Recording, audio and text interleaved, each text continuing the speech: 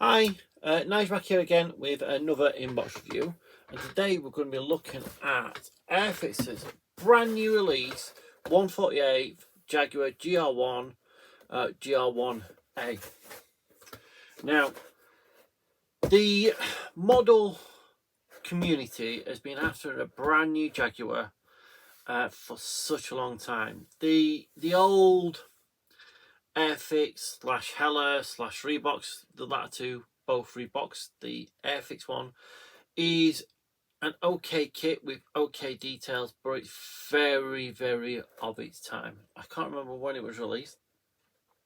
I'm pretty sure I remember seeing it when I was in my teens, so that would have been 90s. But I can't don't quote me on that. I recently got my hands on the Airfix / Hello one, and I did a inbox review which you'll find on my channel. I might even put a card somewhere linking to that, if I can figure that out. That is, we'll see. But yeah, so I did an inbox review of that. The decals were terrible. They were really, well, they looked terrible, put it that way, for the Hello one. The kit itself looked okay, and at the time I got that, there was no inkling that this was coming out. So this was only got mentioned January of this year, so it came as a bit of a shock to everybody, because they didn't even mention it for Telford. That was the Lysander. But this one, yeah, so it's really nice shock, and what I've heard, it's a nice looking kit, but I don't know how it builds. I've seen some build videos out on YouTube, and it looks okay. You know, the builds that I've seen are really good, but I'm holding out until I can actually build this, which I don't know when that'll be. But I'll be building this one in the box art scheme, and not the most flattering picture of the Jaguar. See, it makes it look quite a little bit dumpy. It actually looks better when it's on the ground, or when you've got like a side or front on view. It looks like a really nice aircraft. So within this boxing, you get 4 marking options, which we'll have a look at in a minute when it comes to the instructions and the marking options. So that being said, let's put you on overhead and let's get cracking. Okay, let's start off with the instructions. Same normal Airfix fare of their newer boxings. White 8.4, bit of paper, a little bit of spiel, a little bit about the actual aircraft. We then go into some of the assembly instructions before we then move on to the actual instructions themselves. And this is interesting. This is the first time I've seen this. So they've got your bomb layouts and your sign winding, the overwing stores, the underwing stores, and the different bombs that we can actually use. We then move on to the instructions, and then we've got the position of the internal decals. So this, again, is another nice touch. So you've got your cockpit consoles, your cockpit bulkhead, you have your seat and your pilots. Okay, so you've got Mark III, Mark and Baker, and a Mark II. And we've then got some more decals for on the undercarriage and on the actual canopy and the side console.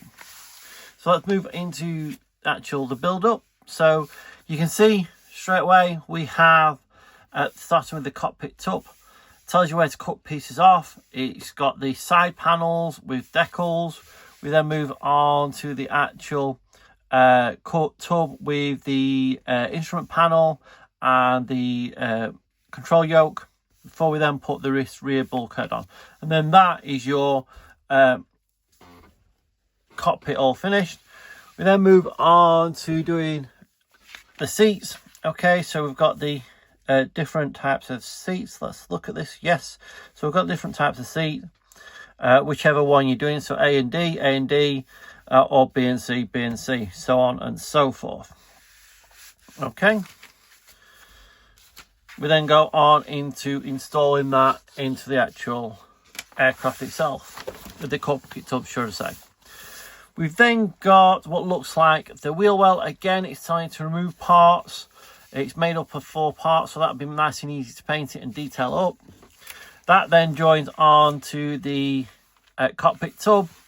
We've got a side panel that goes into the nose, and then make sure you follow the correct steps for the correct one you are building. So if you're building scheme A, follow steps 17 to 21 below us and use parts H29, H30 as a jig, do not glue. If building schemes B, C and D, miss out steps 17 to 21A and carry on from 21B. So A would be the earlier nose.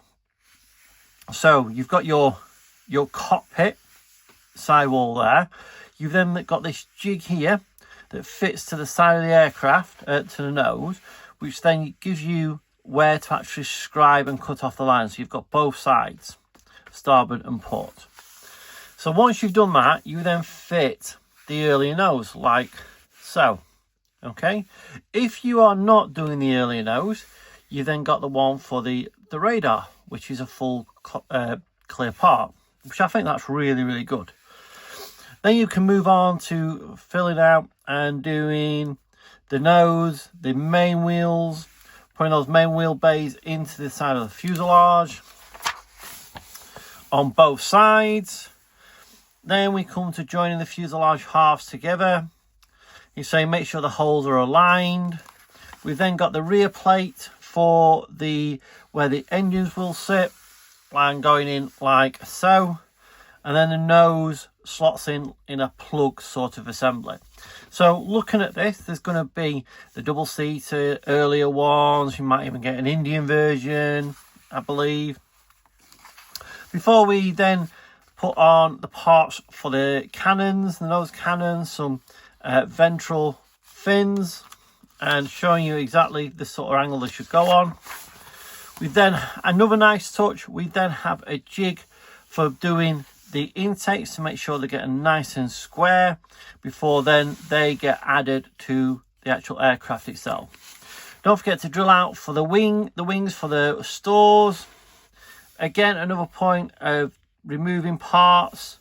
Okay, and same again, drilling out. Before we then join the wings together, nice how they've done it so you haven't got a leading edge part. It would be nicer if they'd done that leading edge separate, so like some aircraft, some models, it's like a plug that goes inside, and then you don't necessarily have the seam line that you can see just going down there.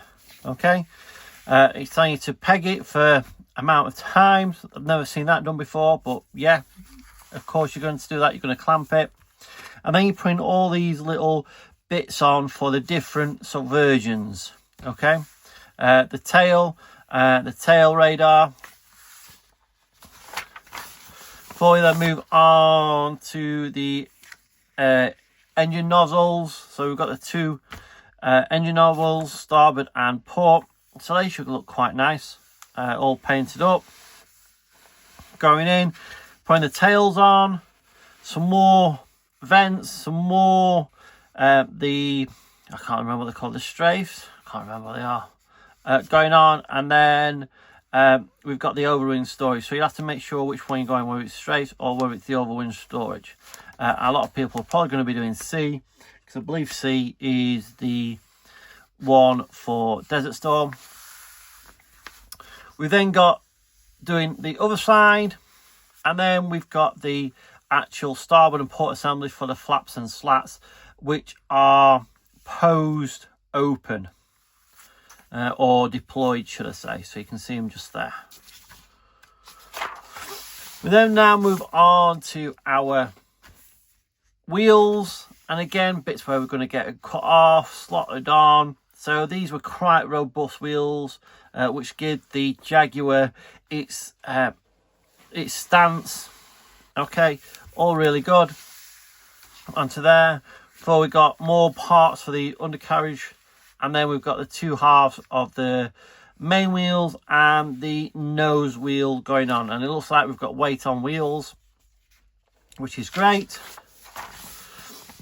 Moving on to doing the air brakes, putting the doors, you can have them open or closed. So if you've done all that detail, you don't really want to close them up, so you can have them actually open like so. Nose wheels, doors going on. We've then got the arrestor hook going on and all other little bits for whatever version you are building like so. Before then our pilot figure goes in, and we've actually got some FOD covers just there, and then we put the canopy on. Then moves on to doing the store. So we've got our wing pylons, we'll have fuel tanks, we will have a pod, a radar, some sort of guided pod. We've then got our retarder bombs and free fall bombs with the main centralized pylon, and then putting them all together. So then putting the soundwinders on the top before we then in 138 we then have a fully weaponized Jaguar.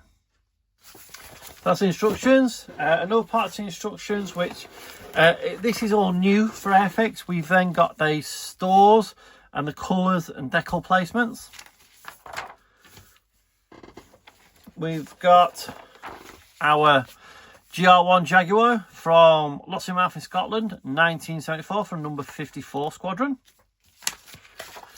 We've then got number 6 Squadron from Norfolk, Cottesall, Norfolk, England in 1990-1994. So the overall grey-green scheme. That's a cool scheme. I'll probably do that one at some point. So I'm probably going to be wanting about 3 of these Jaguars, maybe more, because there's the actual Arctic one. And then we've got the Jaguar from called Buster Godnard, so Desert Storm or Operation Granby, Bahrain, October 1990 to March 91, with the matte desert sand, so you can just see it up there. And then finally D, we've got number 2 AC Squadron, Larkburg, West Germany, 1976. And as we've got them out, we might as well do the decals now. Okay, shouldn't really have any problems with these. These are all cartograph decals, and they all look absolutely fantastic. They all look really, really nice.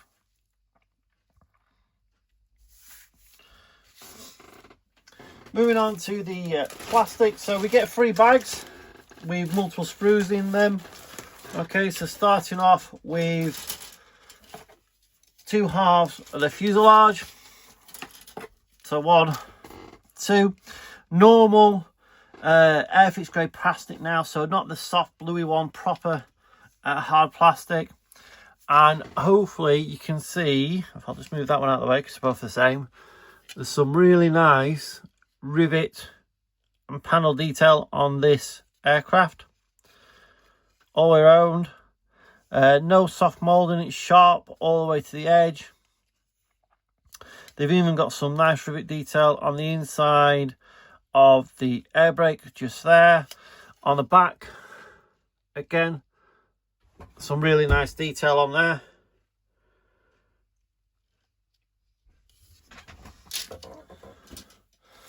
And we've got the upper and lower wings, the tail and the horizontal stabilizers, plus 2 pilots. So 2 pilots up there. So looks like potentially we will be having a 2-seater, though neither pilot is actually holding the control yoke.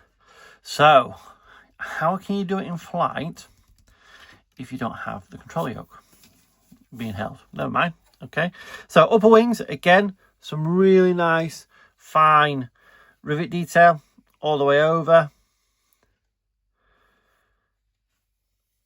Smooth plastic, nice recess rivets. It's almost Tamiya-esque. It's really that fine. We then have low wings, and again, nice rivet and recessed detail, the double rivets down there and the single rivets going across. 2 tail sections. So we've got the 2 different types. So we've got one there and one there. So one with the sensor on the top, and again it's all really nice, and we've got that plug-in part just there.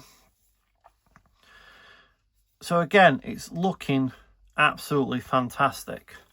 Just turn it over. Yeah, it's looking really, really nice. So next up, we have a bag with another couple of sprues in. So starting off with the cockpit seat, and again we are looking at some fantastic detail on the side of these seats. Moving on to the seat cushions, again some really nice rivet detail on there, and then all the way up onto the seats.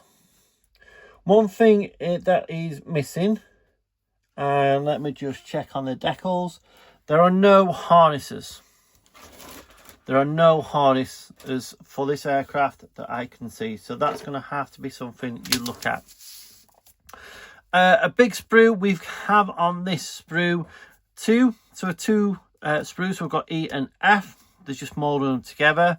So we have our pylons, we have fuel tanks and parts, and we have other little parts on here. So we've got parts for the guns, we've got parts of the undercarriage up here, some really fine parts of the arrestor hooks, again, and some more vents and what have you. And again, across all of these 2 sprues, you can see there's some nice detail all around, some nice detail on the fuel tanks, on the pylons. So yeah, really, really finely done. The sprue attachment parts, where it needs to be really fine, is really fine. Where they can get away with being a little bit chunky, you know, it's still really quite fine, which is absolutely fantastic. That's going to make cleaning up these parts really, really easy, because they're really, really fine attachment parts. So the next sprue C, we have the engine and exhaust. We have the plate for the rear. We've got the intakes, and there's that jig there for the intakes. So let's have a close look at some of these parts. So doors, the blowout doors, unfortunately you can't mold them open, and it'd be quite hard to actually mold them open, because you've got that sawtooth sort of mark on there. We've then got this lower part of the belly near the rear. Before then we move on to the engine. So we've got some exhaust rings, we've got the exhaust themselves, or the nozzles should I say. There's no detail in there, but I'm assuming those parts drop in there to give you that detail. And again, really nice attachment parts where it's needed, where it's not necessarily needed really fine ones. You know, it's a little bit finer. So this side they're quite fine, this side a little bit chunkier, and so on and so forth. Next one, we have our undercarriage bays. So we've got the nose one there, we've got the main ones there, and walls and parts. And again, this piping or cabling, the rivets, it's all really, and I mean absolutely spot on. It's really, really well done.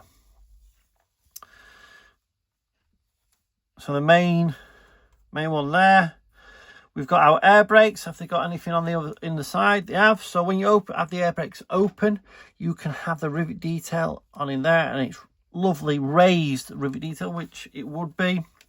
We have our weight on wheels with our really nice hubs on there. We've got our undercarriage, the chunky, really robust undercarriage of this actual aircraft.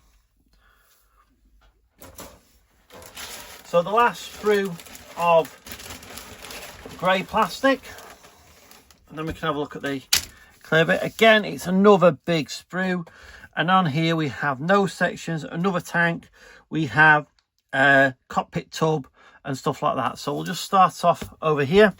So nose, again, really well molded all the way around. This is going to be a really solid part to actually put in for the nose, and you can see that they're going to be able to change this quite easily, making it a two-seater or what have you.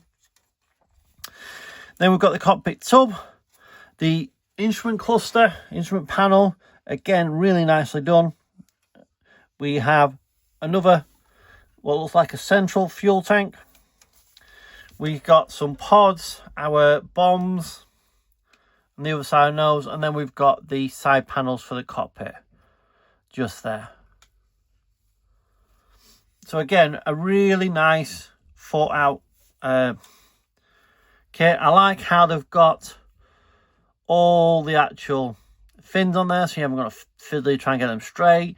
The only ones that you've got to do are the tail ones, and they should slot in nice and solid like, so you should get perfect alignment. Last but not least, we move on to our clear parts. So there's two sprues for our clear parts. One with just lenses for lights and stuff like that, and the other one is for the actual cockpit itself. So we then have our nose one just there. It's a full solid nose, so you don't have to worry about that little part going in. We've got the gun sight, and then we've got the main canopy, and as per Airfix, they are crystal clear. So there we are, Airfix's Jaguar. To say I'm impressed is an understatement. This kit is by far and away the best one they've released. Looking at the sprues. Now I don't know how it's going to build up, if I'm honest, but looking at the sprues, it's absolutely sublime. It's up there with Tamiya detailing. It really, really is. And for 55 quid or thereabouts, you can shop about. You might be able to get it cheaper. You might be able to get it for about 52 to 54 pound-ish. You actually get a lot of kit there for the plastics. You get 4 marking options, which are going to be really, really good. The only downside that I can see is that it hasn't got any harnesses for the bang seat in the cockpit. That's the only downside, and that's easily surmountable by either making your own or just buying a set. The cockpit is really well done, so you shouldn't need any other details in there, either using the decals or painting it yourself. It looks really, really nice on there. The undercarriage bays, they are really nice as well. The fit and the fitment of how it goes together looks really well thought out. I like how they've got jigs for either cutting the nose off or doing the intakes to make sure I get them right. Also, when you join them, then you'll have a seam line to join with, but you know, there's no real option other than that. So, Airfix have really, really stepped up their game. And this is not just me being an Airfix fanboy, because I have done a few Airfix kits recently, but they're Airfix kits that nobody else does. So stuff like the Vampire and the Javelin, you won't really find it out there. The Trumpeter Javelin is not great. The Buccaneer, the new Buccaneer in 48, the Jaguar in 48. Yes, there's another one out there, but it's an older kit. Okay, so this one, if you can get your grubby little hands on it, I highly, highly recommend it.